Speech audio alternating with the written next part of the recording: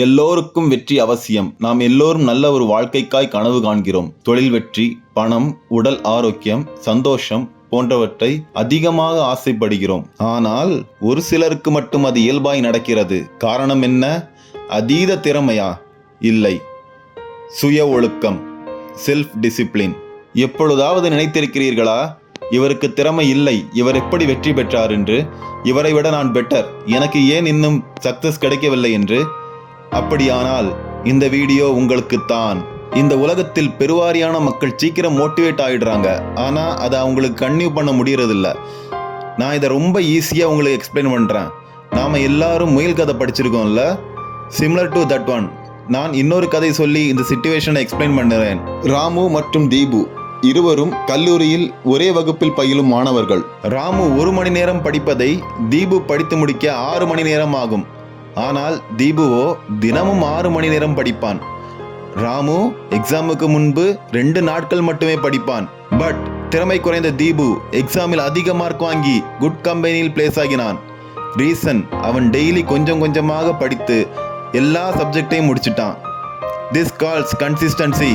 So நாம் இப்போ 5 ஸ்டெப்ஸில் எப்படி டிசிப்ளினை ப்ராக்டிஸ் பண்ணலான்னு பார்ப்போம். ஸ்டெப் 1, ஒரு பேப்பர் எடுத்துக்கோங்க. உங்களோட கோல்ஸ் அதில் கிளியராக எழுதிக்கோங்க. உங்களுக்கு என்ன வேணுங்கிறது ரொம்ப கிளியராக இருக்கணும். ஸ்டெப் 2, பெரிய டார்கெட்ஸ் வச்சுக்காதீங்க, சின்ன சின்ன டார்கெட்ஸ் வச்சுக்கோங்க. அதாவது பெரிய கஷ்டமான வேலையை ஸ்டார்டிங்லேயே பண்ணாமல் சின்ன சின்ன வேலையை டெய்லியும் கொஞ்சம் கொஞ்சம் பண்ணுறதுக்காக பிளான் பண்ணி வச்சுக்கோங்க. ஸ்டெப் 3, தினசரி சேம் ரொட்டீனை ஃபாலோ பண்ணுங்க. சேம் டைமுக்கு எழும்புறது, காலை கடமைகளை ஒரே நேரத்தில் முடிக்கிறது, கன்சிஸ்டன்சியாக சேம் கோலை நோக்கி மெதுவாக ஈஸியாக ஓடுங்க.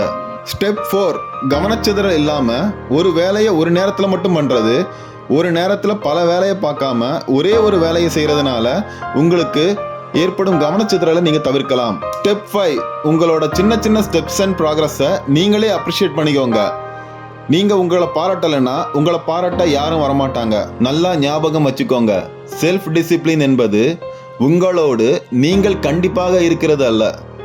அது வெல் கன்ஸ்ட்ரக்டடாக அப்போ செய்ய வேண்டிய வேலைகளை அப்போ கொஞ்சம் கொஞ்சமாக செய்கிறது. ஸோ இன்றைக்கே நீங்கள் ஒரு சின்ன டிசிப்ளினை லைஃப்பில் ஆட் பண்ணிக்கோங்க. கன்சிஸ்டன்ஸாக அதையே பண்ணுங்க. உங்களோட வெற்றி நாளடைவில் உங்களை வந்தடையும். வாழ்த்துக்கள்.